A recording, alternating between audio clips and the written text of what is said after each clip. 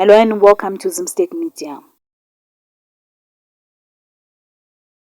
Bellarmine Satunga Mugabe, son of the late former president Robert Mugabe, has pledged to build and donate a new 5-roomed house to a 76-year-old Glen Crowd widow who lost her home in a suspected arson attack.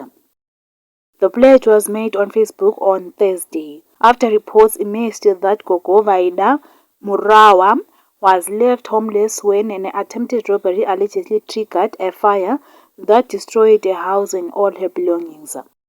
According to reports, suspected robbers attempted to gain entry into Gogo Murawa's home through the roof before the inferno broke out.